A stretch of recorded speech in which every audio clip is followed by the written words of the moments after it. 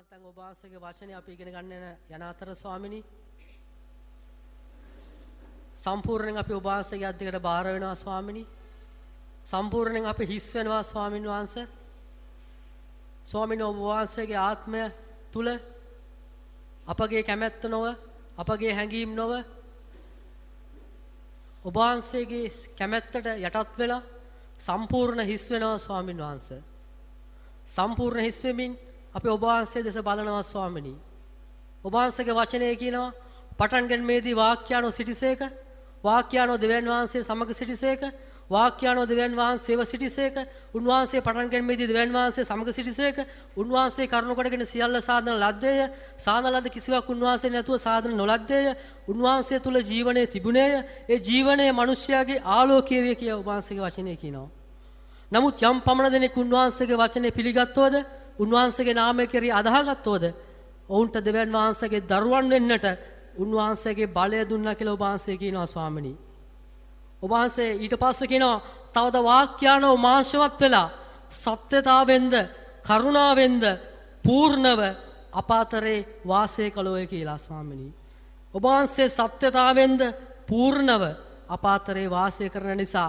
අප තුල ඉන්න නිසා අපට මඟ පෙන්වන නිසා ඔබ වහන්සේගේ නාමයට ස්තුති කරනවා ස්වාමිනී ඔබ වහන්සේගේ දාසය ඇතුළු අපි හැමෝම බාරවනවා ස්වාමිනී ස්වාමිනී අපගේ ප්‍රඥාව නොවේ ඔබ වහන්සේගේ වචනේ කියනවා දෙවියන් වහන්සේට ප්‍රේම කරන්නන්ට යම් කිසි දෙයක් සූදානම් කළ ඇද්ද ඒ දේ අපේ ඇසට පේන්නේ නැහැ ස්වාමිනී අපගේ කනට ඇහෙන්නේ නැහැ ස්වාමිනී අපගේ සිතට පැමිණෙන්නේ නැහැ කියලා ඔබ වහන්සේ කියනවා නමුත් ආත්මයන් වහන්සේ කරුණ කොටගෙන ඒ සියල්ල ඔබ වහන්සේ එළිදරව් කරන නිසා ස්තුති කරනවා ස්වාමිනී එම නිසා ස්වාමිනී මිනිස්යාගේ කාරණා මිනිස්යාගේ ආත්මය හැර වෙන කෙනෙක් දන්නේ කියලා ඔබ වහන්සේ කියනවා නමුත් ඔබ වහන්සේගේ කාරණා ඔබ වහන්සේගේ ආත්මයන් වහන්සේ හැර වෙන කෙනෙක් දන්නවා කියලා ඔබ වහන්සේ කියනවා එම නිසා ස්වාමිනී ඔබ වහන්සේගේ ආත්මයන් වහන්සේ දන්නේ ස්වාමිනී එම නිසා ස්වාමිනී අපගේ ආත්මය දන්නේ නැහැ ස්වාමිනී ස්වාමිනී ඔබ වහන්සේ අපිට උගන්වන්න මෙන්න ඔබ වහන්සේගේ අධ්‍යයනයට බාර වෙනවා ස්වාමිනී යේසුස් ක්‍රිස්තුස් වහන්සේගේ අතිඋතුම් නාමයෙන් ආමේන්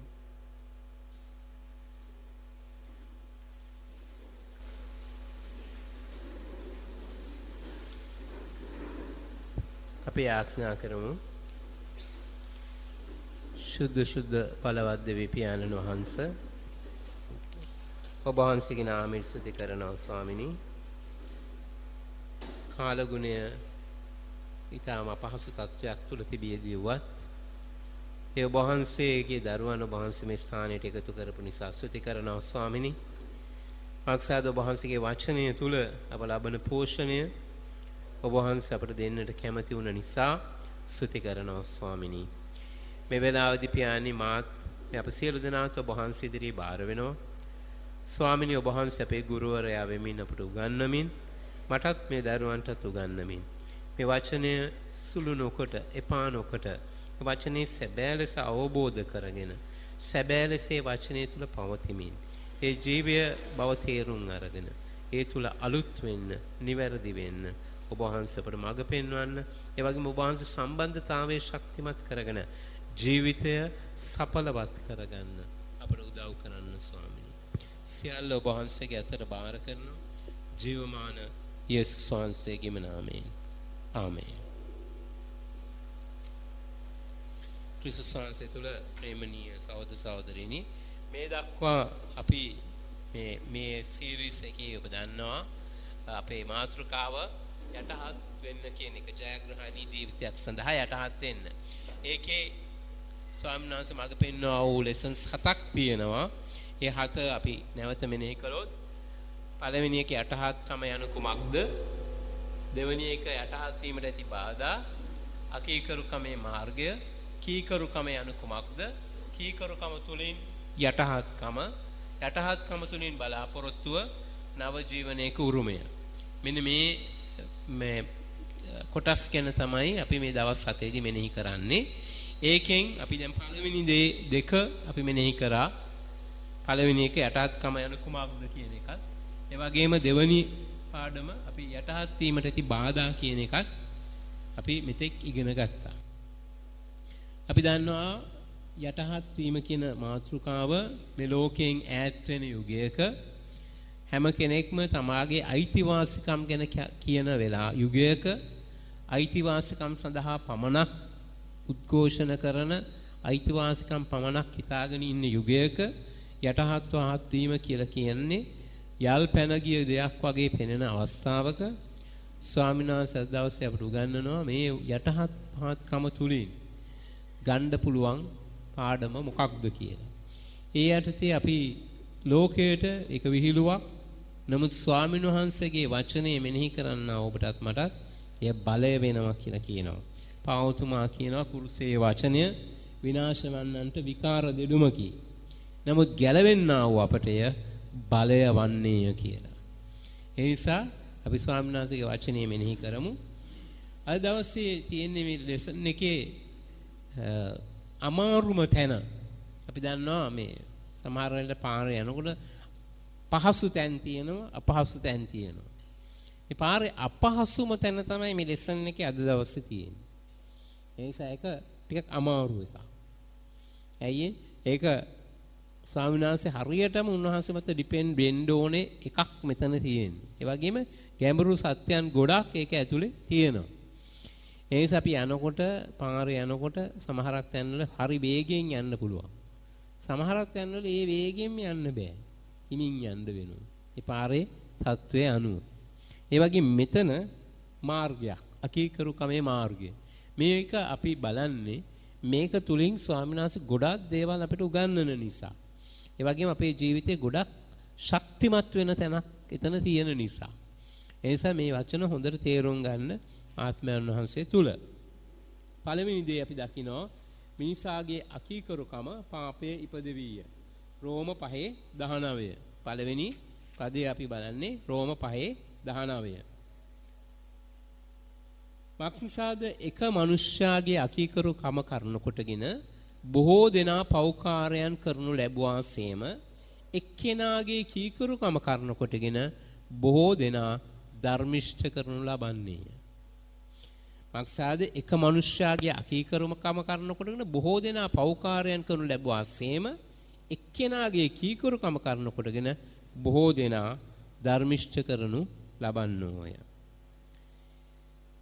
මේක වැදගත් දෙයක් තියෙනවා. එක්කෙනෙක් කරනකොටගෙන ගොඩක් දෙනෙක් පාපයට වැටෙනවා. ආයේ ගොඩක් දෙනෙක් එක්කෙනෙක් කරනකොටගෙන මිදීමක් ලැබෙනවා. නේද? මොකද්ද මේකින් අදහස් කරන්නේ? අකීකරුකමේ මාර්ගය කියන එක මිනිස් වර්ගයාට පටන් ගත්ත තැන මේ කියන්නේ. නේද? අපි දැන් මහවැලි ගඟ දිහා බැලුවාම ත්‍රිකුණාමලයේදී අපි දකිනවා ලොකු වතුර කඳක් මූදට වැටෙනවා.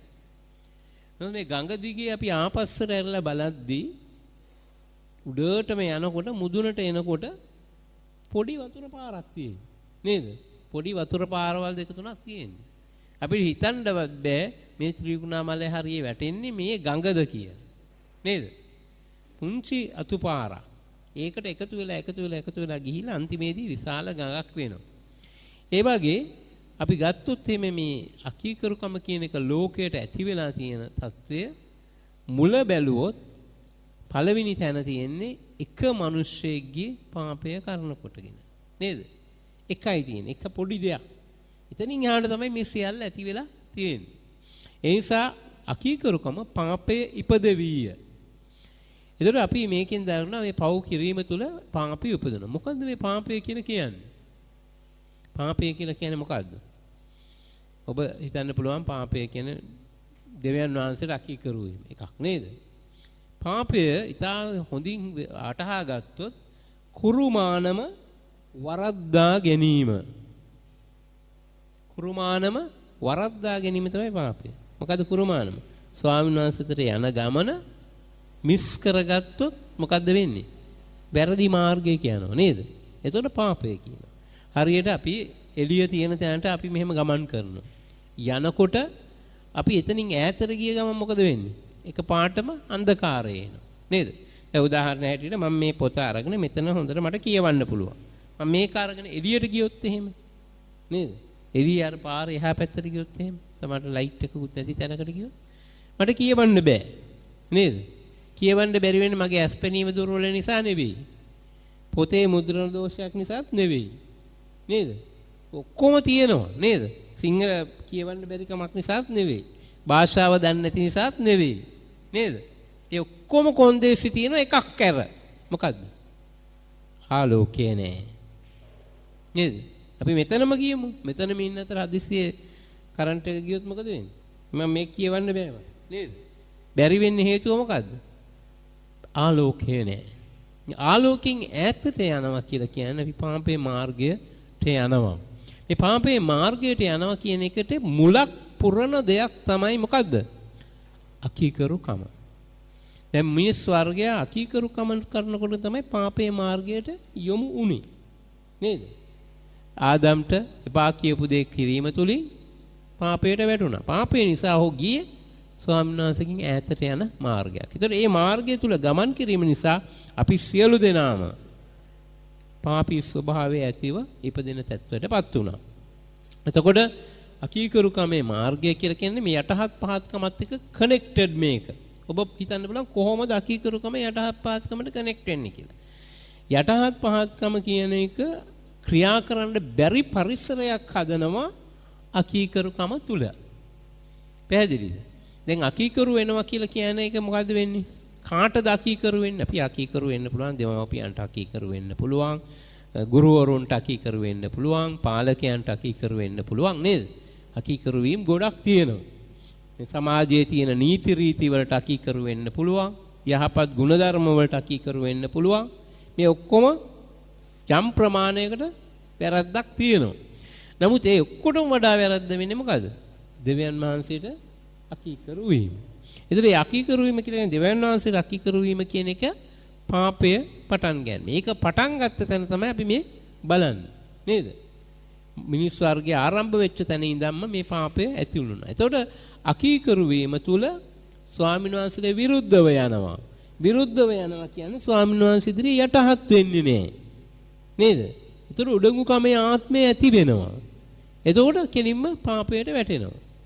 ඒකයි වෙන්නේ. දැන් උදාහරණයක් ඇටියට බැලුවොත් එහෙම අපි යක්ෂයා ඉස්සර ලුසිෆර් කියන හොඳ දේව දූතයෙක්ව හිටියා. නේද? දෙවියන් වහන්සේ ගාවට ආවහම මිනිස්සු දෙවියන් වහන්සේට නමස්කාර කරනවා. ඒ නමස්කාරය දැක්ක ලුසිෆර්. නමුත් මොකද වුනේ ඊට පස්සේ? ලුසිෆර් කල්පනා කරා මේ දේ මටත් ලැබෙන්න ඕන කියලා උඩඟුකමක් ඇති වුණා. ඇති වුණාම මොකද වෙන්නේ? එයා යටහත්කම නැති වුණා. නේද? දෙවියන් වහන්සේ තුල තිබුණ යටහත්කම නැති වුණා. යටහත්කම නැති වුණ ගමන්ම මොකද වෙන්නේ? අකීකරුකම ඇති වෙනවා.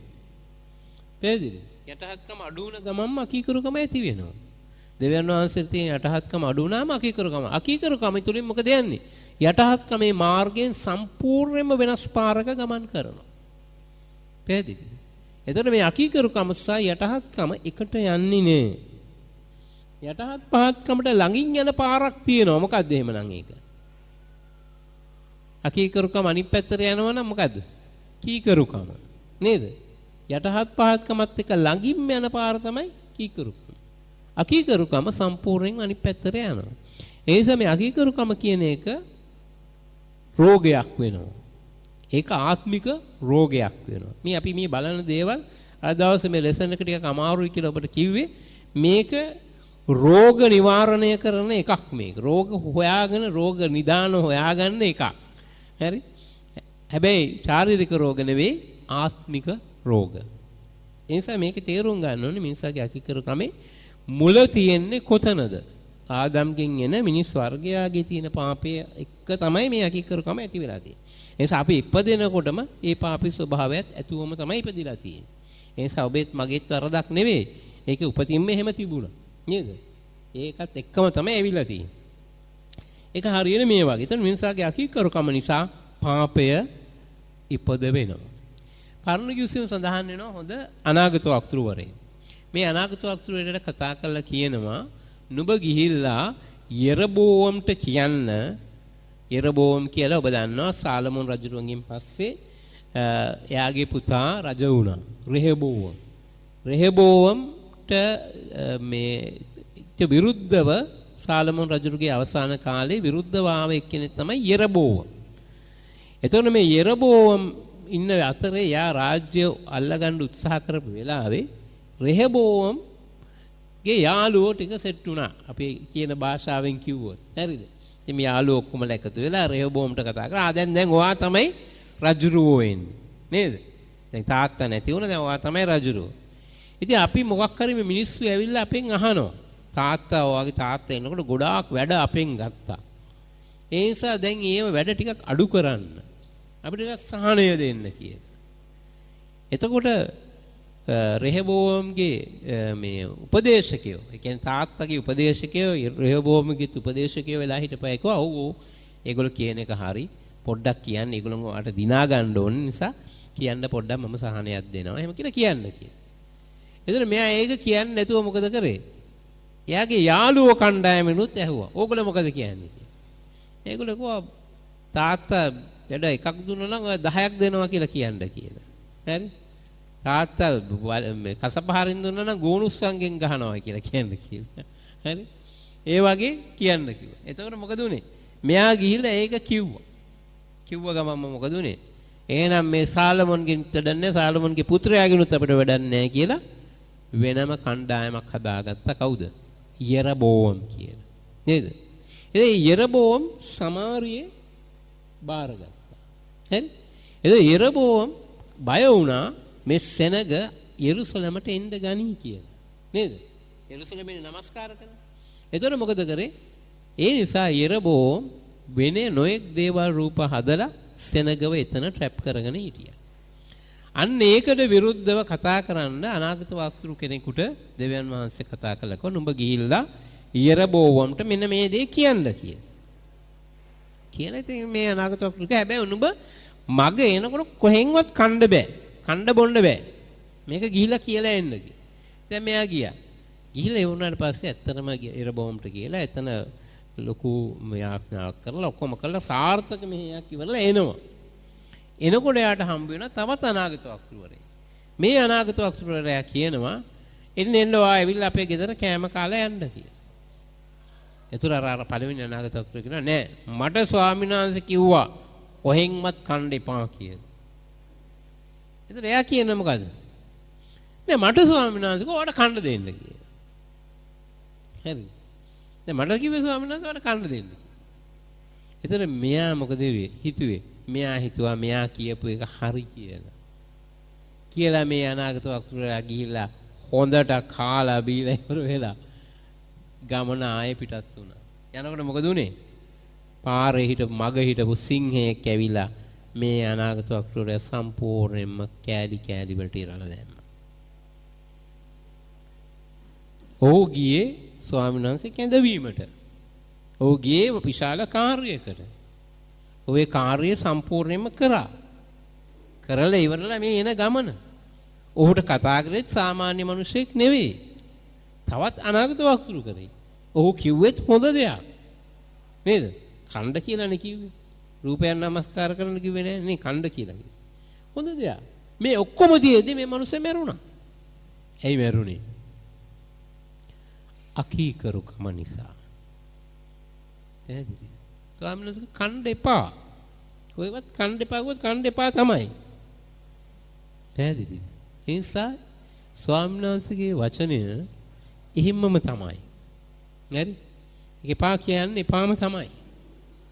ඒකට ආයේ දාන්න බෑ මේ අනාගත වක්තෘවරයෙක් නිසා කමන්නේ පොඩ්ඩක් කෑවට නේද?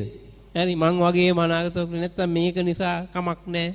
එහෙම ආටෝප දාන්න බෑ. බෑ නම් බෑ තමයි එච්චරයි. හරි? දඬුවම අනිත් පැත්තෙන් ලැබුණා. නේද? ඒ සාකීකරුකම නිසා පාපේ ඉපදෙනවා. ඒ පාපය නිසා දඬුවමටපත් වෙනවා. හොඳට තේරුම් ගන්න ඕනේ මේක අපි ස්වාමීන් වහන්සේ තුල උන්වහන්සේ කැමැත්තට අනුකූලව ජීවත් වෙන්න හැමතිස්සෙම හිතා ගන්නවා. දෙවෙනි කාරණේ අපි බලනවා අකීකර වීම තුල සත්‍ය පේන්නේ නැතුව යන එක. රෝම 2:8-9.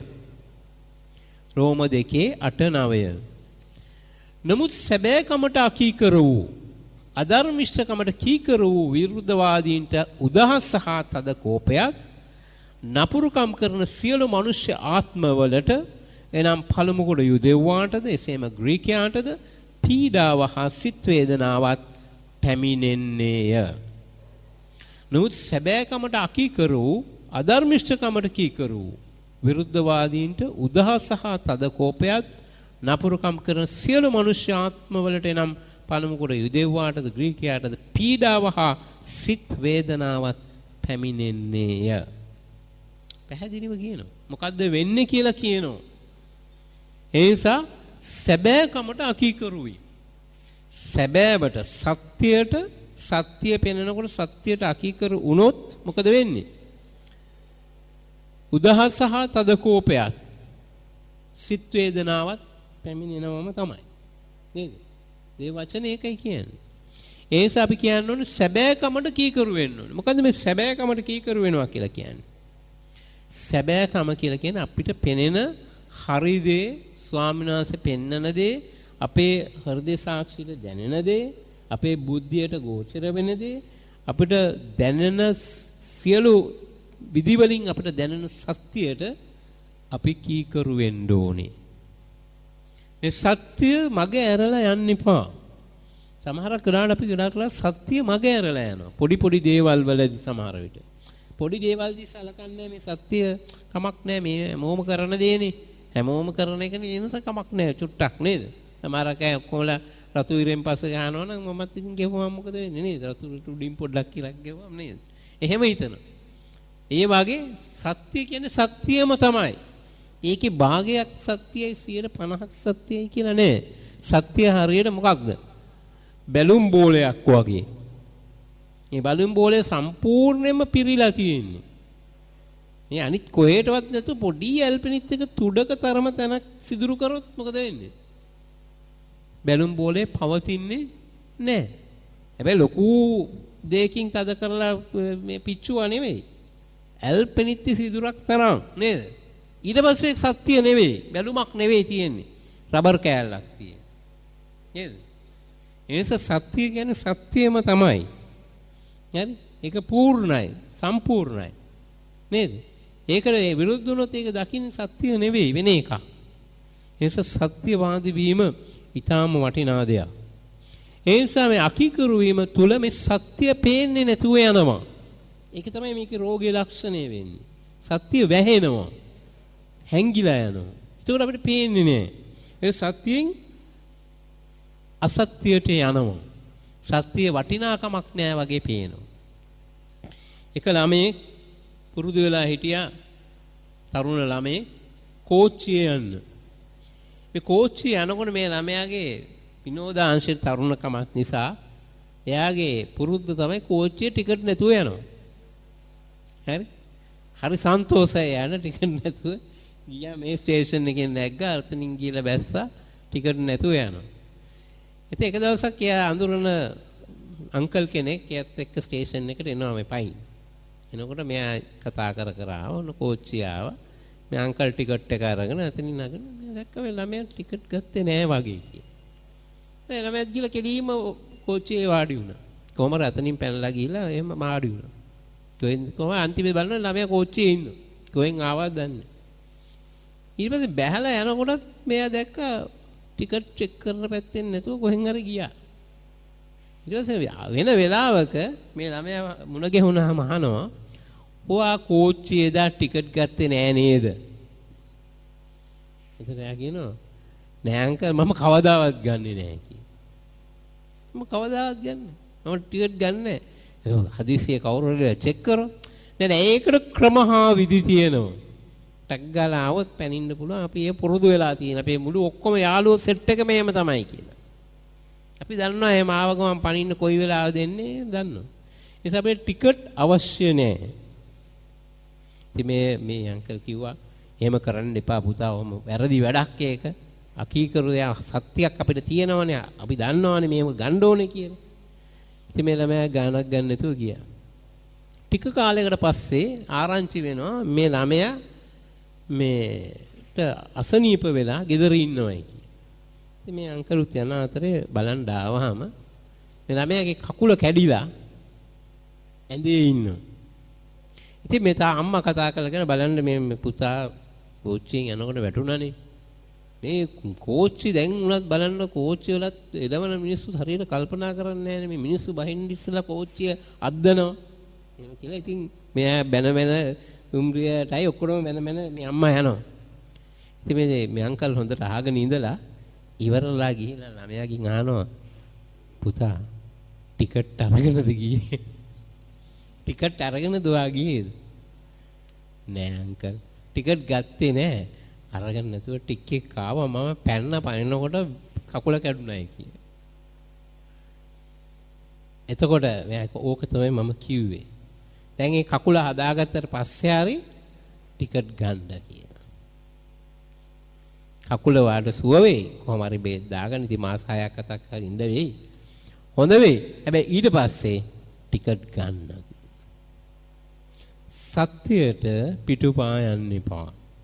සත්‍යයට පිටුපාලා යනකොට කොහෙදී හරි ඒකට පීඩාවක් එනවා. නේද?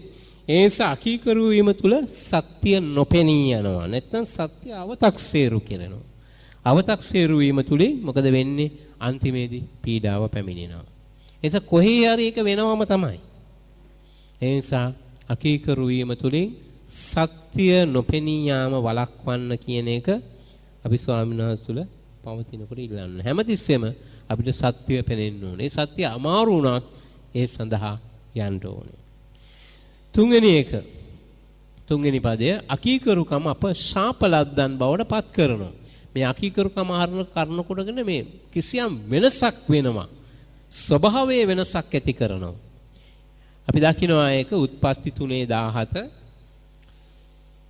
උන්වහන්සේ ආදම්ට කතා කොට නුඹේ භාර්යාවගේ හඬට ඇහුම්කන් දී නොකන්ඨමා අනකල ගහෙන් කෑ බැවින් නුඹ නිසා භූමිය ශාපලද්දීය. නුඹේ ජීවිතයේ සියලු දවස්වලම නුඹ වෙහෙසින් යුක්තව එයින් කන්නේහිය. දැන් බලන්න මෙතන කියනවා නුඹේ භාර්යාවගේ හඬට ඇහුම්කන් දී නොකන්ඨමා අනකල ගහෙන් කෑ බැවින් නුඹ නිසා භූමිය ශාපලද්දීය. දැන් බලන්න මොකද උනේ? ශාපයක් ආවා පුද්ගලයාට විතරක් නෙවෙයි භූමියට පවා. ඒ කාලේ මිනිස්සුන්ට වැදගත්ම දේ වෙන්නේ මොකද්ද? භූමිය. නේද? ගොවිතැන් කරලා කෘෂිකාර්මය නැත්නම් මොන හරි වවලා එහෙමනේ භූමියනේ වැදගත් වෙන්නේ. එතකොට මේ භූමිය ශාපලද්දා කියලා කියන්නේ මොකද්ද? ජීවත් වීම පැවැත්මටම ශාපයක්. නේද? හම්බු කරගන්න රස්සාවට ශාපයක්. ඒ කියන්නේ භූමියේ ප්‍රතිඵල දෙන්නේ නැහැ. මහන්සි වෙලා හදනකොට භෝග හරියට පළ දරන්නේ නැත්තම් මොකද වෙන්නේ? මනුස්සයාගේ මුළු ජීවිතේම අඳුරු වෙනවා. නේද? එතකොට මේ අකීකරුකම නිසා ඔහුට ඒ ශාපයක් බවට ඒ දේපත් වුණා. ඒ නිසා අකීකරුකම කාට අකීකරුකමද? ස්වාමින් වහන්සේට අකීකරු වීම තුලින් අපි දකිනවා උන්වහන්සේ ශාප කරනවා නෙවෙයි ඉබේම අපි ශාපයක් ජාගන්නවා. ඒ නිසා අකීකරුකම බරපතල රෝගයක්. අනිතර රෝග වලින් තියෙන කැන්සර් එකයි අරවා මේවා ගත්තට පස්සේ ඔක්කොටම වඩා බරපතලම රෝගය තමයි අකීකරුකම. ඇයි ඒක නිසා තමයි මුළු මැවිල්ල වෙනස් වුනේ. නේද? ඒ කියන්නේ එක පොඩි දෙයකින් ආදම් අකීකරු වීම නිසා ඇති වුණා උදේන් මොකද උනේ? ආදම් විතරක් නෙවෙයි, මිනිස්යාගේ ස්වරූපේ විතරක් නෙවෙයි, මුළු මැවිල්ලේ ස්වරූපේ මාරු වුණා. නේද? අර හොඳට හිටපු සත්තු එක එක කා ගන්න පටන් ගත්තා. නේද? ගස් දිරන්න පටන් ගත්තා. මුළු මැවිල්ල විකෘති වුණා. මේ අකීකරුකම නිසා. ඒස බරපතලම පාපය තමයි මේක. බරපතලම රෝගය තමයි මේක. ඒ නිසා ඒක ශාපයක් බවට පත් වෙන්න පුළුවන්.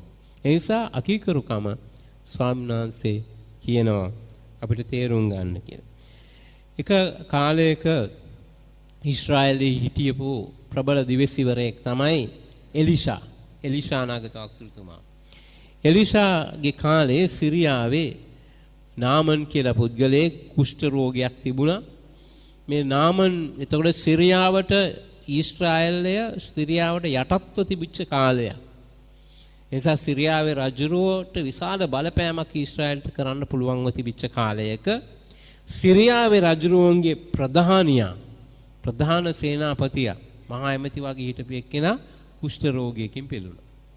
ඉතින් ඔහු සියලුම විදියකින් උත්සාහ කරා මේ කුෂ්ඨ රෝගයෙන් නිදහස් වෙන්න, නොඑක් ප්‍රතිකාර වලින් බැරි වුණාට පස්සේ අන්තිමේදී ඕගේ ගෙදර හිටියා ඊශ්‍රායල් දේශයෙන් අල්ලගෙන ආව කෙල්ලා පොඩි ගෑනු ළමයි. අර වහල්කමට ගෙනාවෙක් කෙනෙක්. මේ ළමයා බලලා කියනවා මොකද්ද? මගේ ස්වාමියාව සුව කරන්න පුළුවන් කෙනෙක් මගේ රටේ ඉන්නවා. ඔව් දිවසිවරේ. ඔබ ඔහු ගාවට ගියොත් ඔබ සුව කරાવી කියලා. ඉතින් දැන් මේ නාමන් කල්පනා කරන්නේ කොහොමද? මම මෙයා ගාවට යන්න නම් මගේ රජුරුවන්ට කියලා ලෙටර් එකක් ගන්නවා, ලියුමක් ගන්නවා එහෙ රජුරුවන්ට. මෙන්න මෙහෙම මෙයා එනවා.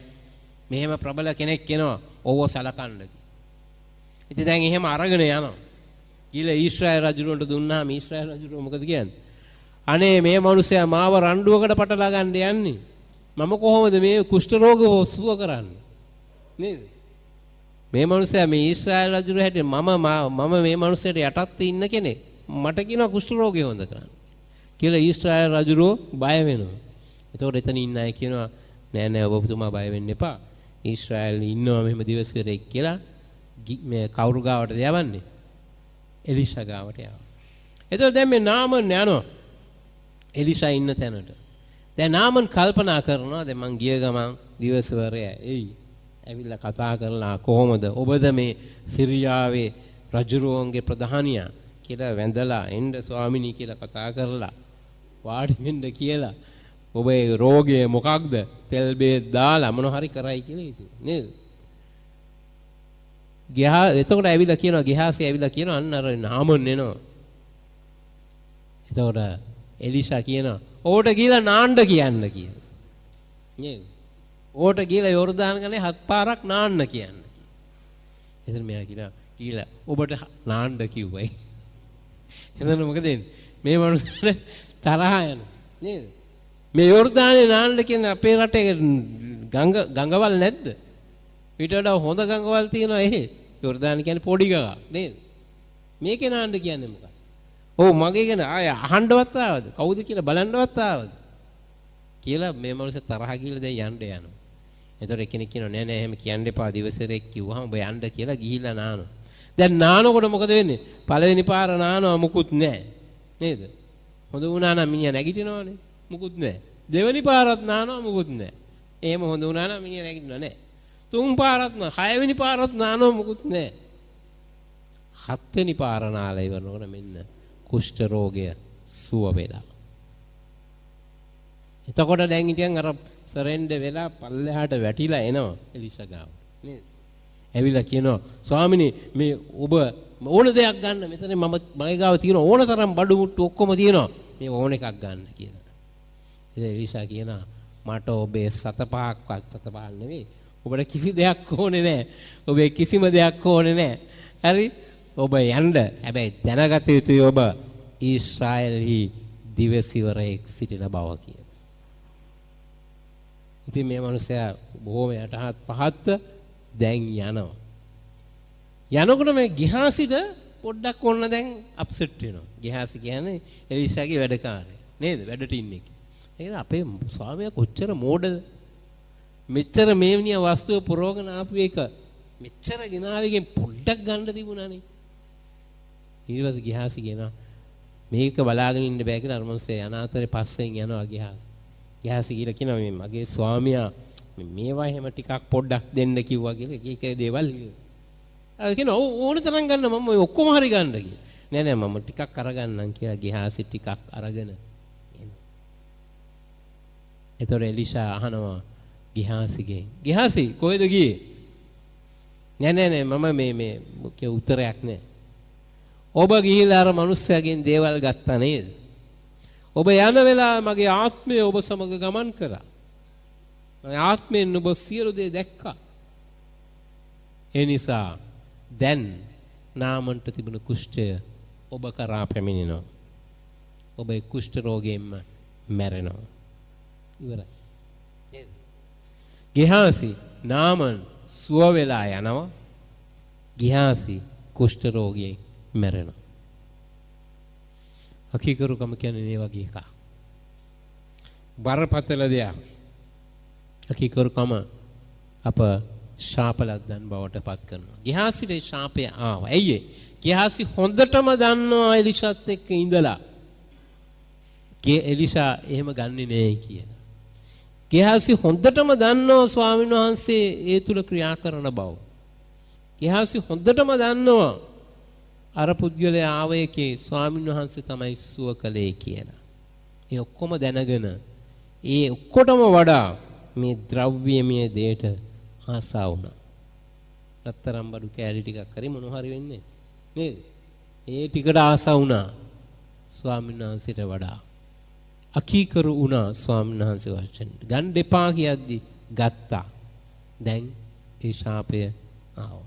ඒ නිසා අපි ස්වාමීන් වහන්සේ සමග ගමන් කරනකොට සුද්ධකම ආරක්ෂා කරගත යුතුයි.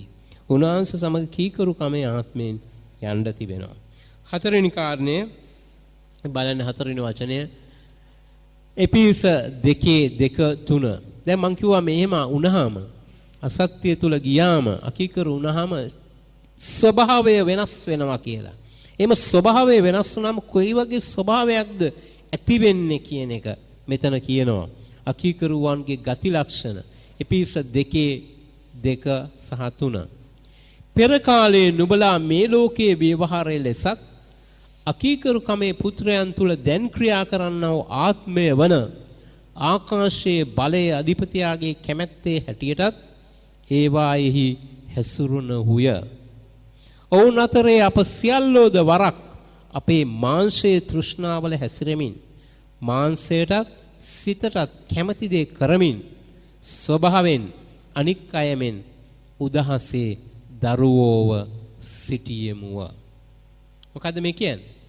පෙර කාලයේදී නුඹලා මේ ලෝකයේ ව්‍යවහාරයේ ලෙසත් අකීකරුකමේ පුත්‍රයන් තුල දැන් ක්‍රියා කරන්නව ආත්මය වන ආකාශයේ බලයේ අධිපතියාගේ කැමැත්තේ හැටියටත් හැසුරුණාහුය. මොකද්ද මේ කියන්නේ? අපි ස්වාමීන් වහන්සේ තුල අකීකරු වෙනකොට අපේ ස්වභාවය වෙනස් වෙනවා. ස්වභාවය කියලා කියන්නේ අපිට මාංශයේ දේ ලෝකයේ දේ කෙරෙහි අපි ගැලෙන්න පටන් ගන්නවා, ඇලෙන්න පටන් ගන්නවා.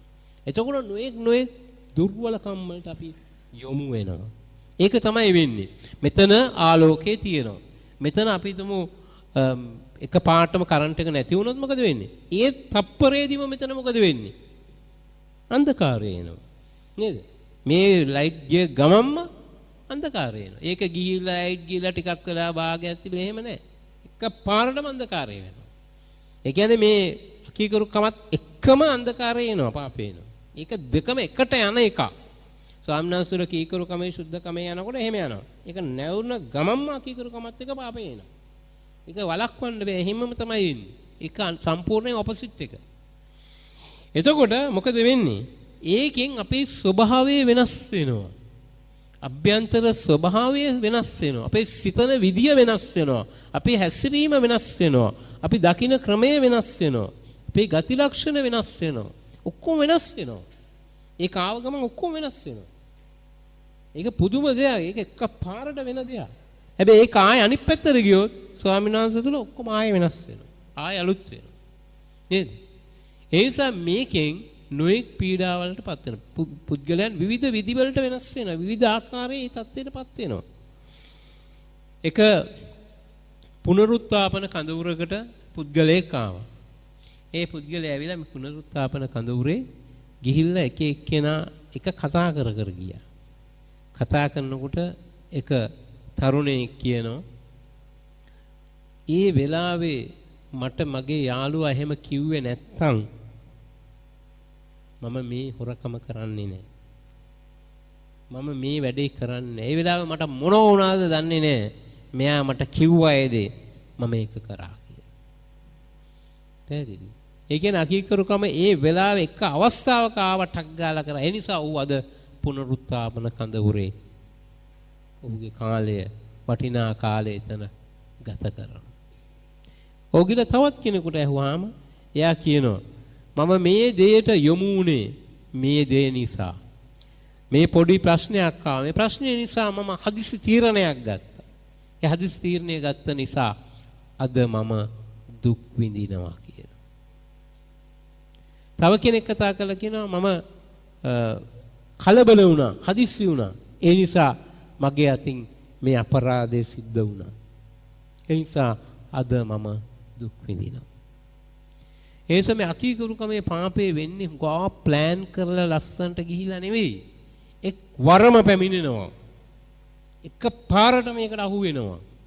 අහු වුණ ගමන් සම්පූර්ණයෙන් වෙනස් ස්වරූපයකටපත් වෙලා පස්සේදී බලනකොට ඒක හදන්න බැරි තත්යකට වගේපත් වෙනවා. ස්වාමීන් වහන්සේට පමණක් නැවත හදන්න පුළුවන්. නමුත් ඒකේ තේරුම් ගන්න ඕනේ අකීකරුකමයි පාපය එන්නේ මේ වගේ වෙනවා. ඒකෙන් ගති ලක්ෂණ වෙනස් වෙනවා. ස්වරූපය වෙනස් වෙනවා. හිතන විදිය වෙනස් වෙනවා. ආකල්ප වෙනස් සියල්ල වෙනස් වෙනවා.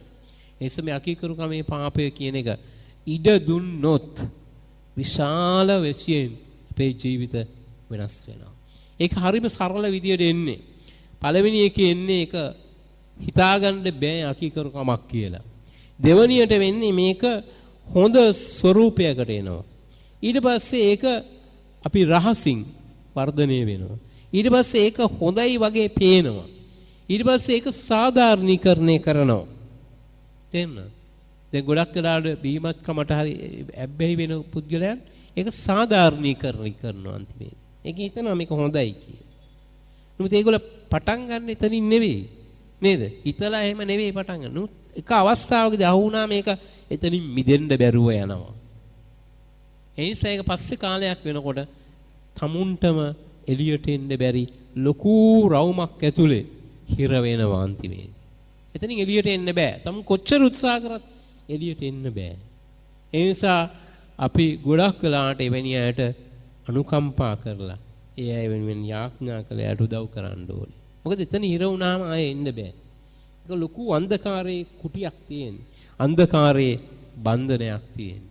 සමහරක් අය හිර වෙලා ඉන්නේ. සමහරක් මිනිස්සු දන්නේ නැහැ මොකක්ද කරන්න කියලා. මට මොනව වුණාද දන්නේ නැහැ කියලා අහනවා සමහරක් අය ඇහුවා. ඒ වෙලාවේ. ඒ සමේ අකීකරුකම එක ෂණයකින් ඇවිල්ලා ටක් ගාලා ජීවිතේ පැවැත්ම සම්පූර්ණ වෙනස් කළා. වෙනස්ම පුද්ගලයෙක් බවට පත් කරන්න පුළුවන්. ඒ සමේක බරපතල රෝගී තත්ත්වයක්. හොඳින් තේරුම් ගත යුතු දෙයක්. ඊළඟට අපි බලමු පස්වෙනි එක. අකීකරුවන් කෙරෙහි දේව උදහස පැමිණෙනවා. මේකෙන් දිගටම ගියොත් මේ අකීකරුකම තුල ගිහිල්ලා ඒක හදාගෙන නිවැරදි වුණේ නැත්තම් මොකද වෙන්නේ? ඒක වර්ධනය වෙනවා. ඒ ස්වરૂපේ වර්ධනය වෙලා සිග්නල්ස් ලැබෙනවා වෙනස් වෙන්න කියලා දිගටම ලැබෙද්දිත් ඒක ගණන් ගන්න නැතුව දිගටම ගියොත් මොකද වෙන්නේ? දේව උදහසට භාජනය වෙනවා. ඒක අපි කියනවා කොලොස්සි 3:5 සිට 7. එබැවින් පොළවේ තිබෙන නුඹලාගේ අවයවයන් එනම් වේශ්‍යාකමත් අපිරිසුදුකමත් කාම රාගයත් නපුරු තෘෂ්ණාවත් රූප වැඳීම වූ තණ්හාවත් නසන්න. මේ දේවල් නිසා දෙවියන් වහන්සේගේ උදහස අකීකරුකමේ පුත්‍රයන් පිටට පැමිණෙන්නේය. නුඹලාත් පසුගිය කාලේ ඒ දේවල ජීවත් වූ කල ඒවාෙහි හැසුරුණාහුය. මොකද කියන්නේ? මේ දේවල් නිසා දෙවියන් වහන්සේ උදහස අකීකරුකමේ පුත්‍රයන් පිටට පැමිණෙන්නේය. පැහැදිලිව එන උදහස පැමිණෙන එකක් ගැන. අකීකරුකමේ පුත්‍රයන් පිටට පැමිණෙන්නේ. නුඹලාත් පසුගිය කාලෙහි ඒ දේවල ජීවත් වූ කල ඒවාෙහි හැසුරුණාහුය. දේව උදහස කියලා කියන්නේ උදහස එන්නේ මේ ස්වාමීන් වහන්සේ අපිට දෙයක් වැරදුන ගමන් ටක් ගාලා දඬුවම් කරලා විනාශ කරන්නේ නෑ. ස්වාමීන් වහන්සේ අපිට උපකාර කරනවා. අපිට වැරදුනාම ස්වාමීන් වහන්සේ අපිට කමාව දීලා නිවැරදි කරනවා. අකීකරුව අපි ගියත් මොකද කරන්නේ? ස්වාමීන් වහන්සේ විනාශ කරන්නේ. ස්වාමීන් වහන්සේ උපකාර කරමින් විනාශ කරනවා. නමුත් අපි දිගටම ස්වාමීන් වහන්සේට අකීකරුව ගියොත් මොකද වෙන්නේ? උදහස් එනවා. ස්වාමීන් වහන්සේ දවාලන ගින්නක් කියලා දේව වචනේ කියනවා. ඒ නිසා මේ අකීකරුකම කියන එක රෝගයක්. ඒකට ඉඩ දුන්නොත් දිගටම ඉඩ දුන්නොත් ඒක යම් කෙලවරක උදහස අනිවාර්යෙන්ම එනවා. එතකොට දේ උදහස බරපතලව පැමිණෙනවා. ඊශ්‍රායල් සෙනග මෝසස්ගේ නායකත්වයෙන් පස්සේ යොෂුවාගේ නායකත්වයට මාරු වුණා. ඕන් යෝර්දාන් ගඟෙන් ඉගොඩ වෙලා ගිහිල්ලා යනකොට උන්ට තිබුණ ලොකුම ටාගට් එක තමයි යෙරිකෝව නගරය අල්ලා ගැනීම. යෙරිකෝව කියලා කියන්නේ විශාල පවුරු සහිත නගරයක්. හොඳ තාප්ප දාපු ලොකු නගරයක්. ඒක හරි අමාරු යෙරිකෝ කඩන්න. ඉතින් ඊශ්‍රායල් සෙනගට කල්පනා කරා කොහොමද මේකේ පවුරු ඇතුලෙන් ඇතුල් වෙන්නේ? මේකේ ගේට්ටුව අස්සෙන් කොහොමද මේ ලොකු ගල් තියලා හදපු එක? නේද? යෝධයෝ වගේ අය තමයි හිටියේ. ඒ නිසා විශාල හොඳ ලොකු ශක්තිමත් නුවරක්. මේක ඒගොල්ලෝ කල්පනා කරා කොයි විදිහටවත් කඩන්න බෑ. මේකට ඇතුල් වෙන්න බෑ. ඒ නිසා ඒගොල්ලෝ අධෛර්ය වුණා. ඒතර ස්වාමීන් වහන්සේ අර කිව්වා අරගෙන හොරණෑ පිඹිමින් දවස් 7ක් යන්න. එතකොට මේ ভাইබ්‍රේෂන් එක උන්වහන්සේ දැනගෙන හිටියා. එක අලවංගු වලින් ගලවන්න බැරි එක සැලවීමෙන් ভাইබ්‍රේෂන් එකකින් මේක කොහොමද කඩන්න පුළුවන් කියන ෆ්‍රීකවන්සි එක ස්වාමීන් වහන්සේ දැනගෙන හිටපු නිසා උන්වහන්සේ කිව්වේ නෑ මේ ෆ්‍රීකවන්සි එකකින් කරන්න කියලා. මේ අරගෙන හත් පාරක් යන්න, හත් වෙනි දවසේ මේ පාරක් යන්න කිව්වම ভাইබ්‍රේෂන් එක හරි ගානට ආව ගමන් පවුර කඩාගෙන වැටුණා. ස්වාමීන් වහන්සේ ඔච්චර පැහැදිලි කරලා දීලා විශාල නගරයක් අත්පත් කර දුන්නා කිසිම අලවංගුවකින් ගහන්නේ නැතුව. නේද? ඒ වගේ යෙරිකෝ ජයගත්තට පස්සේ ඊශ්‍රායල් සෙනගට දෙවනි අභියෝගය තිබුණේ හායි කියන නගරය අල්ලා ගන්න. මේක පොඩි නගරයක්. මේක ඉතා කුඩා දෙයක්. ඒතකොට මේ ඊශ්‍රායල් සෙනග කල්පනා කරා මෙච්චර ලොකු එකක් ජයගත්තා නම් මේක මොකක්ද? නේද? ඉතින් පොඩි සෙනගක් ගියොත් ඇති කියලා. ඒ පොඩි සෙනගක් තෝරගෙන මේ ගියා හායි නගරය අල්ලා ගන්න. ගියා පෙරදුනා. හිටපු අය ඊශ්‍රායල් සෙනග විනාශ වෙලා කාණ්ඩයක් මැරුණා. පරාජය වෙලා ආවා ඉතිරි කාණ්ඩ. දැන් යෝෂුවාට විශාල බයක් ඇති වුණා. යෝෂුවා කල්පනා කරා දැන් ඊශ්‍රායල් සෙනග මෙතෙක් පරාජය වෙලා නැහැ. හැමතැනම සීහෝන්ව පෙරද්දුවා, ඕග්ව පෙරද්දුවා, දිගටම ජය අරගෙන ආවා මෝසස් ගිනා. හැබැයි මෙතන පෙරදුනා. මෙතන වැරදුනා දැන්. එතකොට දැන් යෝෂුවා වෙන මොනවත් කරන්න කියන්නේ. යෝෂුවා කණ්ඩායම එකතු කළා ශක්තිමත් කළා ඊට වඩා ලොකු කණ්ඩායමක් යවන්න ගියේ නෑ. යෝෂුවා ධන ගහලා යාඥා කරා ස්වාමිනේ අපිට කොතන හරි වැරදුනා දැන්. මෙච්චර යෙරිකෝ පවුරු බිඳලා අපිට ජය දුන්නාට පස්සේ ආයි නගරය අල්ලගන්න අපිට බැරි වුණේ ඇයි? මෙන්න මේක තමයි අත්‍යවශ්‍ය දේ. අපේ ජීවිතේ අපි සර්ච් කරන්න ඕනේ. කොතනද අපිට වැරදුනේ? කොතනද අපි මිස් කරගත්තේ? කුරුමානම කොතනද වැරදුනේ කියලා. ඒක තෝරගත්තේ නැත්තම් දිගටම වරදිනවා. හැමතිස්සෙම මොකද දැන් ඒකේ එහෙම වෙන්නේ. ඒතනින් මේ මාක් එකක් මිස් වෙනවා. මට මතකයි අපි පොඩි කාලේ ස්කවුටින් වල කරනකොට කල්කොටේ කියලා ගමක් තිබුණා සීගිරිය පැත්තේ. එතන අපිව කැම්ප් එකේ පොඩි මේ කැම්ප් එකක් වගේ කරලා එතනින් ගෙනිච්චා. ඒක ස්කවුටින් කරන මාස්ටර් දුන්නා එක තැන් වල මේ මාක්ස් දාලා සිම්බල්ස් දාලා ගිහිල්ලා එතනින් හොයාගෙන ගිහිල්ලා ආයෙ එන්න. අපි එක තැනකින් යනකොට පොඩි වතුර පාරක් තිබුණා. එතනදී ඒ සිම්බල් එක දාලා තිබිච්ච එක අපිට මිස් වුණා. මිස් වුණාට පස්සේ අපි දිගටම කැලෑව ඇතුළට ගියා. අන්තිමේදී කැලෑව හතරට ගිහිල්ලා මොනවත් එන්න විදියක් දන්නේ නැහැ. ඒතර ග්‍රේඩ් 6 7 ළමයි එහෙම හිටියේ. ඉතින් මෙලෝදියක් දන්නේ නැහැ මේ ළමයි අඬනවා. මොනවත් කරගන්න දෙයක් නැහැ. එතකොට අන්තිමේදී කොහොම හරි හොයාගෙන ආවා එක්කෙනෙක් එක දරුවෙක් හිටියා එතන ටිකක් හොඳට යා තේරුම් අරගෙන හිටියා මේවා කුළුණක් තිබුණා ඒ කුළුණ තිබිච්ච තැන බලාගෙන ඒ ඩිරෙක්ෂන් එකට ඇවිල්ලා කොහොම හරි ආවා. මම ඔබට කියන්නේ එක තැනක් වැරදුනේ අපිට වැරදුන්නේ නැහැ ගොඩක් තැන්. එක තැනයි වැරදුනේ. එක තැන වැරදුනා කියන්නේ දිගටම වරදිනවා. පැහැදිලි? ඒ නිසා ජීවිතේ ගොඩක් වරදින්නේ නැහැ. ජීවිතේ එක තැනක් වැරදුනහම එතන හදාගත්තේ නැත්තම් දිගටම වරදිනවා.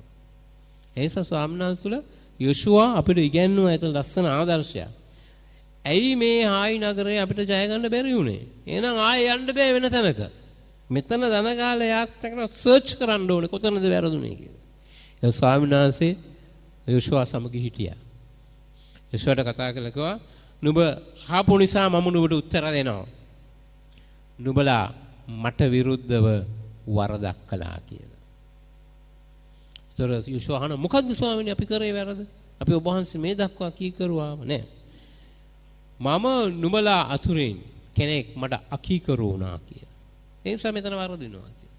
දැන් මෙයා කරපු දේ ඔක්කොම පෞල් ගෝත්‍ර වශයෙන් ගෙන්නුවා. යුදා ගෝත්‍රය, රූබන් ගෝත්‍රය ඔක්කොම ගෙනාවා. ස්වාමීන් වහන්සේ කිව්වා මේ ගෝත්‍රයේ ප්‍රශ්නේ තියෙන්නේ. ඊට පස්සේ හරි පෙළපත් වශයෙන් ගන්න කිව්වා. ඒ පෙළපත ගත්තා. මෙතනයි තියෙන්නේ. පෞල් වශයෙන් ගන්නවා. පෞල් වශයෙන් ගත්තා. ඊට පස්සේ කිව්වා මෙන්න මේ පුද්ගලයා කියලා. ආකාන්ව ඩිටෙක්ට් කරා මෙන්න මෙයා තමයි කියන්නේ. ඒතර ආහුවා ඊට පස්සේ මොකද කරේ?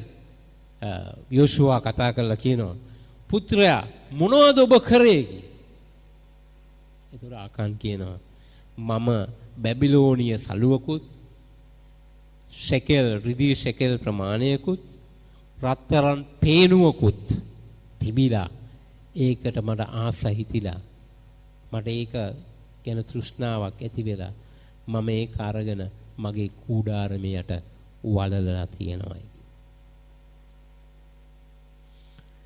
ඊට පස්සේ ඔහු ඒක අරගෙන පෙන්නුවා. වැඩිමහල්ලේ යවලා ඒක එළියට ගත්තා. අරගෙන ඔහු ඔහුගේ පවුලේ අය ඔහුගේ බැටළුවෝ ගවය ඔක්කොම එළියට දාලා කන්දෙන් පල්ලෙහාට දාලා ගල් ගහලා විනාශ කරා. ඊට පස්සේ යනවා හයි නගරයට ජය ගන්නවා. ඊළඟ එක ජය ගන්නවා. ඊළඟ එක ජය ගන්නවා. පාපය තියෙන තැන හදාගෙන මිසක් යන්න බෑ. ඒක හදාගෙන මිසක් යන්න බෑ. ඒක හදන්නම ඕනේ. ඒක ඉවර කරන්න ඕනේ. ඒක සම්පූර්ණ ඉවර කරන්න ඕනේ. ඒක භාගයක් තියාගෙන බෑ. ඒකේ හේවණල්ලක් තියාගෙන බෑ. ඒකේ පැත්තක් තියාගෙන බෑ. ඉවර කරන්න ඕනේ. ඊට පස්සේ හරියනවා. දැන් ඔව් ආයි නගරේ අල්ලගත්තා. එතනින් දිගටම ජය ගත්තා. ඊළඟට අපි බලන්න යනවා අකීකරුවන් විනාශ නොවන පිණිස දේව කරුණාව. මේක ඉතාම ලස්සන දෙයක්. රෝම 11:32. මක්සාද දෙවියන් වහන්සේ සියල්ලන්ටම කරුණා කරන පිණිස සියල්ලන්ම අකීකරුකමේ වසා තැබූසේක. දැන් මෙතෙක් කියපු එකට සම්පූර්ණයෙන් පටහැනි දෙයක් වගේ ඔබට පෙනේ මෙතන. නේද? සම්පූර්ණීට වෙන විරුද්ධ දෙයක් වගේ පෙනේ. අකීකරුකමේ ස්වාමීන් වහන්සේ වසා තබනවායි කියලා කියනවා. නේද? අපි මෙතෙක් බැලුවේ අකීකරුකම මිනිස්සයා විසින් නැති කරන එක. මෙතන දැන් ස්වාමීන් වහන්සේ අකීකරුකමේ වසනවා. මොකද්ද මේ කියන්නේ? එළිය අයින් කරගත්තට පස්සේ තියෙන්නේ අන්ධකාරය. නේද? ස්වාමීන් වහන්සේගේ අත අයින් කරගත්ත ගමන් තියෙන්නේ මොකද්ද? අකීකරුකම. නැත්තම් පාපය, දුර්වලකම. නේද? ස්වාමීන් වහන්සේ මෙතනදී විශාල දෙයක් කරනවා. මේකෙන් කියන්නේ උන්වහන්සේ අකීකරුවේ ඉන්න පුද්ගලයා පවා විනාශ කරන්නේ නැහැ. මොකද කරන්නේ? උන්වහන්සේ කරුණාව දීලා උන්වහන්සේව අලුත් කරනවා. උන්වහන්සේ කරුණාවෙන් බලාගෙන ඉන්නවා වෙනස් වෙනතුරු. හැබැයි අපි හිතනවා ස්වාමීන් වහන්සේ කරුණාවට මිලක් නැහැ කියලා. විශාල මිලක් තියනවා ස්වාමීන් වහන්සේ. ඔබ දන්නවා ස්වාමීන් වහන්සේ මට කරුණා කරනසේක්වා කියලා පව් කරලා ඉවරලා අපි කියනකොට අපි හිතනවා ස්වාමීන් වහන්සේ මට කරුණා කරනවනේ ඉවරයි කියලා. ස්වාමීන් වහන්සේ මිලක් තියනවා කරුණාවට. ඔබ කල්පනා කරනවද ස්වාමීන් වහන්සේ කොච්චර මිලක් කරුණාව වෙනුවෙන් තියනවද කියලා? ලොකු වේදනාවක් දරන්න තියෙනවා. ක්‍රිස්තුස් වහන්සේ අප වෙනුවෙන් ඇවිල්ලා දුක් විඳලා මැරිලා අපිට ගැලවීම දුන්නා කියලා අපි සම්පූර්ණ වෙනවා. එතනින් ඉවර නෑ. දෙවියන් වහන්සේ තවමත් ඔබ වෙනුවෙන් මා වෙනුවෙන් දුක් විඳිනවා. මොකක් වෙනුවෙන්? අපිව ස්වාමීන් වහන්සේගේ සම්පූර්ණ දරුකම ලැබෙන තුරු. හලෙලූයා. සම්පූර්ණ දරුකම ලැබෙන තුරු. එතකල් අපෙන් උන්වහන්සේගේ හිත රිද වෙනවා. ඒක හරියට මේ වගේ. එක රජ කෙනෙක් හිටියා. එයාගේ හොඳ වත්තක් තිබුණා. මේ වත්තේ නොඑක් જાතිය පළතුරු තියෙනවා. ඒ නිසා ළමයි තරුණයෝ පුරුදු වෙලා ඉන්නවා ඒකට ගල් ගහලා මේ පළතුරු කඩන්න. හැබැයි දොරටු පාලයෝ එහෙම කොම උයන් පාලකයෝ දාලා තියෙනවා. හැබැයි රජුරවන්ට ආරංචි වෙන සමහරක් වෙලාවට මෙන්න මේ කාණ්ඩය ඇවිල්ලා මේව කඩාගෙන ගියා කියලා. ඔප්පු කරන්න බැරි නම් සාක්ෂි තියෙනවා නම් රජුරව මොකද දන්නවද කරන්නේ? රජුරව ඒ ගෙවල් වලට දොරටු පාලයෝ ඒ උයන් පාලකයෝ යවනවා. ගිහලා කියන ඔන්න ඔබේ පුතා අද දවසේ ඇවිල්ලා මෙන්න මෙතනින් මේ ඇපල් ගෙඩියක් කඩාගෙන ගියා කියලා. හරි? එයාට එන්න කියන්නේ එයාට කසපහර 3ක් ගහන්න ඕනේ කියලා. හරි? ඒක තමයි එයාගේ දඬුවම. ඉතින් කසපහර 3ක් කන්න ඕන රෑ. හරි? කොයි වෙලාවෙ හැයිලා කසපහර 3ක් කන්න ඕන ඇපල් ගෙඩියක් කාලා ගියොත් එහෙම. හරිද? අහු වුණොත් එතනම ගහනවා. අහු වුණ නැත්නම් අර විදිහට ගෙන්නලා ගහනවා. ඒක තමයි යාගේ ක්‍රමය. ඉතින් එක දවසක් මේ එක ළමෙක් මේක පුරුදු වෙලා හිටියා. හිමින් ගිහිල්ලා ඇපල් කඩාගෙන මේ ළමයා කියන දවසක් මම නම් 3-4 පාරක් ගිහිල්ලා මේ ඇපල් කඩාගෙන ආවා. හැබැයි මම එක දවසක්වත් ගුටි කෑවේ නැහැ. හරි? එයා කියන මම නම් කවදාගෙන නෑ මම දන්නවා කොහොම හරි ගුටි නොකා ඉන්න වැඩෙත් කරගෙන කියලා. දවසක් මේ දරුවගේ තාත්තා අසනීප වෙනවා. අසනීප වුණාට පස්සේ ඔව් ඇඳේ ඉන්නවා. ඔව් උණ හැදිලා. ඉතින් මේ අම්මා කියනවා මේ පුතාට ගිහිල්ලා තාත්තට පොඩ්ඩක් මේ අත තවන්න ඇඟ තවන්න කියලා. එතකොට මේ දරුවා දකින්න තාත්තගේ ඇඟේ හැමතැනම ලොකු කස පාරවල් වැදිච්ච පාරවල් තියෙනවා. සමහරක් ඒවා ළඟදී, සමහරක් ඒවා තුවාලේ වේලිලා එහෙම. එතකොට මේ ළමයා අහනවා තාත්තගෙන් ඔබට මේ කවුද ගැහුවේ? ඔබට කස පාර ගැහුවේ කවුද? එතකොට තාත්තා කියනවා මට දවස් 3ක් කස පාර කන්න වුණා. ඔබ ඇපල් ගෙඩි හොරෙන් කාපු දවස් 3 කියලා. ඔබ වෙනුවට මම කසපහර විඳලා තියෙනවා. ඔබ හිතනවා ඔබට කිසි දෙයක් උනේ නැහැ කියලා. හැබැයි අර කසපහර මම ඔබ වෙනුවෙන් අරගෙන තිබෙනවා. ඒ නිසා ක්‍රිස්තුස් වහන්සේ අපිට සමාව දෙනකොට දෙවියන් වහන්සේ කරුණාව අපිට දක්වනකොට දෙවියන් වහන්සේට ඒක දැනෙනවා. දෙවියන් වහන්සේට ඒක දැනෙනවා. ඒ නිසා කමාවි ඉල්ලන පිණිස පව් කරන්න එපා. පව් නොකර ඉන්න උත්සාහ කරන්න. වැරදුනොත් කරන්න දෙන්නේ අපි ඉල්ලනවා. නමුත් දැන වැරදි කරන්න එපා. ඒකයි දාවිත්තුමා කියන්නේ එඩිතරව පව් කිරීමෙන් ඔබගේ මෙහෙකරුවා ගැලෙව්ව මැනව කියලා. එඩිතරව පව්ගෙන් බය නැතුව පව් කිරීමෙන් ඔබගේ මෙහෙකරුවා ගැලෙව්ව මැනව කියලා. ඇයි? ස්වාමීන් වහන්සේ මේ ඔක්කොම උන්වහන්සේ account එකට යනවා. අද දවසේ මම වැරදි ගොඩක් කරලා ඉවරලා මම කියනවා අනේ ස්වාමීන් මට කමාවෙන්. අපිට කමාන දෙනවා. නමුත් ඒ වේදනාව උන්වහන්සේ දරාගෙන තමයි අපිට කමාව දෙන්නේ. පැහැදිලි. ඒ නිසා හොඳට තේරුම් ගන්න කමාව කියලා කියන්නේ සමහරක් අය කියනවා ඔබට කිතුණුවන් හැටියට හරි chance එකක් තියෙනවා. ඕන තරම් වැරදි කළා කමාව ගන්න පුළුවන් කියලා. එහෙම නිකන් මේ මේසෙ උඩ තියෙනවා envelopes වල කමාව දාලා අපි යනවා මේ එකක් අරගෙන යනවා. ආයෙ ගිහලා එකක් අරගෙන ආයෙ. එහෙම එකක් නෙවෙයි මේ. ඒ ගන්න එකේ රිටර්න් එක දුක් විඳීම කවුරු හරි විඳිනවා මං වෙනුවෙන්. මං වෙනුවෙන් මගේ පියා ඒක විඳිනවා. තේරුම් ගත යුතුයි. අපි අකීකරු වෙනකොට අපේ පියා අපි වෙනුවෙන් දුක් විඳිනවා. ඒ ළමයාට එතකොට තේරුම් ගත්තා මම ඇපල් කඩලා ඇවිල්ලා සන්තෝෂ වෙන්න නෙවෙයි මගේ තාත්තා දුක් විඳීම ගැන මම කනගාටු වෙනවා. ඒ නිසා අපේ පියා දුක් විඳීම ගැන අපිට කනගාටුවක් තියෙන්න ඕනේ. අපිට එයාට දුක් දෙන්න බැරි නිසා පාපය නොකර ඉන්න ඕනේ. අපි පාපය නොකර ඉන්නේ අපේ පියා අපිට කමාව දෙන නිසා, හොඳ නිසා, එයා ඒ වේදනාව අපි වෙනුවෙන් දරන නිසා. ඒ සකීකරුකම අනිවාර්යයෙන්ම කාට හරි රෙදෙනවා. අපි රෙදෙන්නේ නැතුව හිටියොත් අපිට ප්‍රේම කරන ස්වාමීන් වහන්සේට රිදෙනවා. ඒ නිසා අකීකරුකමින් අපි වලකින් උත්සාහ කරන්න ඕනේ ස්වාමීන් වහන්සේට රිදෙන්නේ නැති වෙන පිණිස. එනිසා මේ සත්‍ය හොඳට තේරුම් ගත යුතුයි. ඒ නිසා මේ පාපය ගැන සහ සමාව ගැන ඊටාම සරලව හිතන්න එපා. පව් කරනවානේ ස්වාමීන් වහන්සේ දවසේ මම කරපු පව් ඔක්කොම කමාවෙන්න යනවා. නේද? හරි. ඒක කියලා ගෙදර යනවා. නැත්තම් වැඩට යනවා. හරි ඔක්කොම ක්ලියර්. ක්ලියර් තමයි. අර ඒ කවුරු හරි දුක් විඳිනවා ඒක. ස්වාමීන් වහන්සේ සියල්ල දරා ගන්න. කවද වෙනකල් දරාගන්නේ? උන්වහන්සේගේ ස්වરૂපයට අපිපත් වෙලා පව් නොකරන තත්වයටපත් වෙන තුරු. හරි?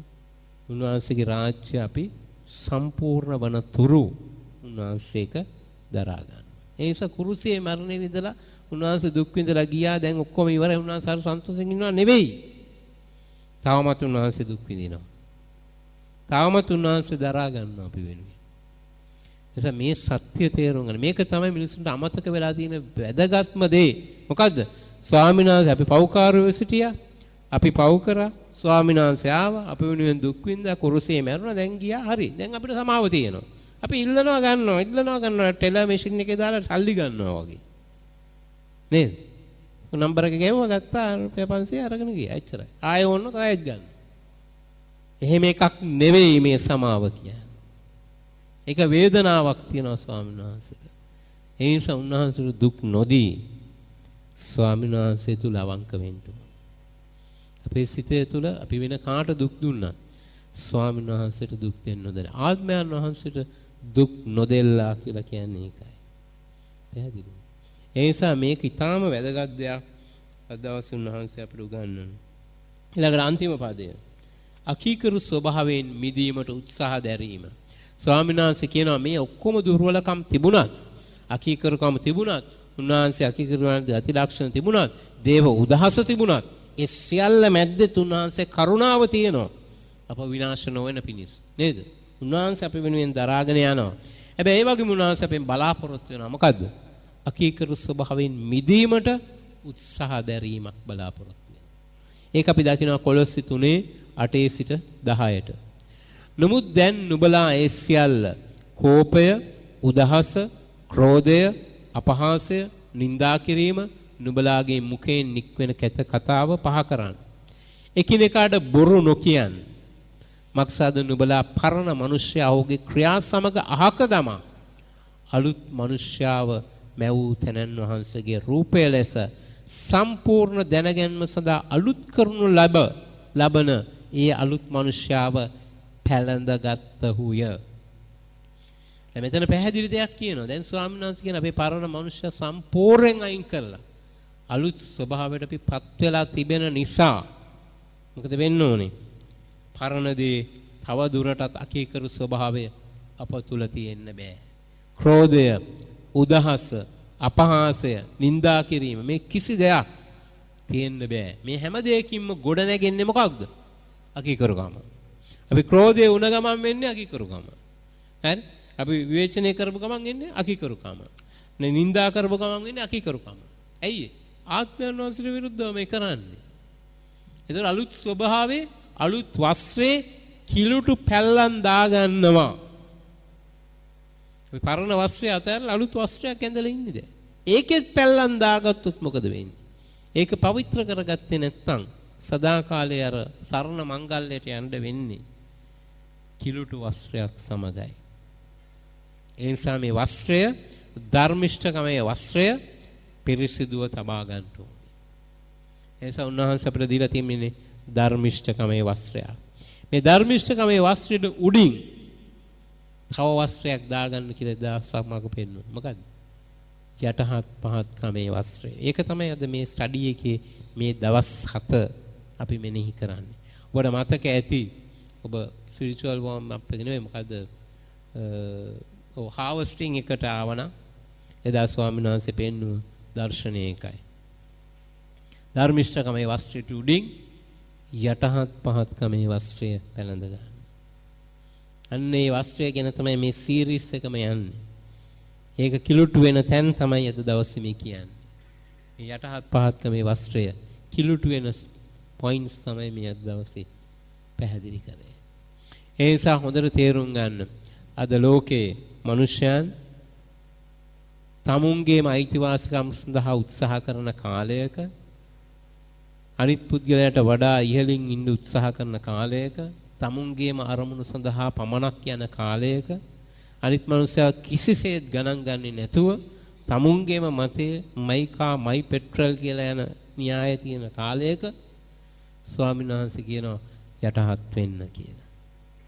මේ යටහත් පහත්කමට යනකොට ස්වාමීන් වහන්සේ අපිට උගන්වනවා කොහොමද යටහත් වෙන්නේ. යටහත් වීමේ ප්‍රතිබින ලොකුම බාධාවක් තමයි අකීකරුකම. මේ අකීකරුකම අයින් වෙනකොට කීකරුකම අනිවාර්යෙන්ම එනවා. මේ කීකරුකම අනිවාර්යෙන්ම අපිව යටහත් පහත් කරනවා. ඒ යටහත් පහත් වීම තුල මොකද වෙන්නේ? ස්වාමීන් වහන්සේගේ ස්වરૂපයට අපි වර්ධනය වෙනවා. එහෙම නැතුව අපිට ලැබෙන සමාව නිකම්ම ලැබෙන එකක් කියලා හිතලා මේක කරා සමාව ඉල්ලනවා මේක කරා සමාව ඉල්ලනවා කියලා යන්න බෑ. ඒකෙන් ස්වාමීන් වහන්සේගේ සිතට ලොකු වේදනාවක් ඇති වෙනවා. ඒ නිසා පෞකමාව යටහත් පහත්කමත් එක්ක ගොඩාක් බද්ධ වෙච්ච දෙයක්.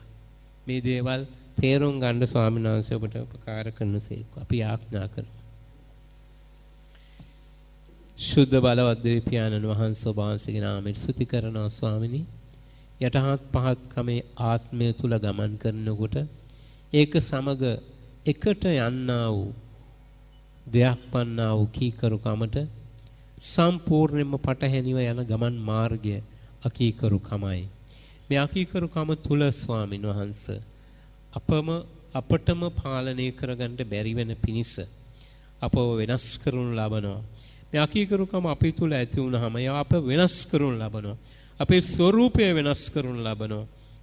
අපේ සිතිවිලි වෙනස් කරනු ලබනවා. ඒ තුලින් ඔබ වහන්සේගේ ස්වરૂපයෙන් අපි ඈතට ගෙනියනවා. අපව දුර්වල කරනවා. අපව ශාපලද්දන් බවට පත් කරනවා. අපේ ජීවිතේ කුරුමානම වරදිනවා ස්වාමිනී. නමුත් ඒ සියලු දේ මැද්දෙත් ඔබ වහන්සේ අපේ අකීකරුකම නිසා අපව ප්‍රතික්ෂේප කරලා අපව සම්පූර්ණ විනාශයට අරවන්න යන්නට ඉඩ දෙන්නේ නැති නිසා අප ඔබ වහන්සේ ස්තුති කරනවා. ඔබ වහන්සේ කරුණාව නොකඩවා පස්සේ එමින් ඒ දුර්වලකමින් අපිට මිදෙන්න ඔබ වහන්සේ අපිට ශක්තිය දෙන නිසා ස්තුති කරනවා. ඒ වගේම ඔබ වහන්සේ අකීකරු තත්වයෙන් මිදිලා කීකරු කමේ ආත්මයට එන්න ඔබ වහන්සේ අපට උපකාර කරන නිසා ස්තුති කරනවා. ඒ තුල යටහත් පහත්කම ඇති කරලා ඒ තුල අපට ආශිර්වාද කළා අපේ ජීවිත සඵලවත් කරන නිසා ඔබ වහන්සේගේ සිතට සතුට එන ආකාරයට ජීවත් වෙන්න අපට පුළුවන්කම ලැබෙනකොට අපේ සිත සතුටින් පිරෙන නිසා ස්තුති කරනවා ස්වාමිනී.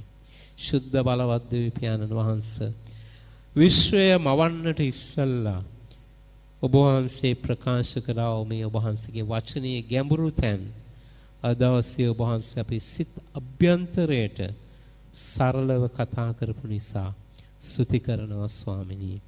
මේ වචනේ එපා නොකොට වචනේ සුළු නොකොට ඒක අපේ ජීවිතයට අදාළ කරගෙන ඒ අනුව සැබෑ ලෙස අපව තේරුම් අරගෙන අපිට පරිවර්තනය වන පිණිස ඒ පරිවර්තනය වීම තුලින් ඔබ වහන්සේගේ ස්වરૂපයට වර්ධනය වෙන්නත් අපට උපකාර කළ මැනව.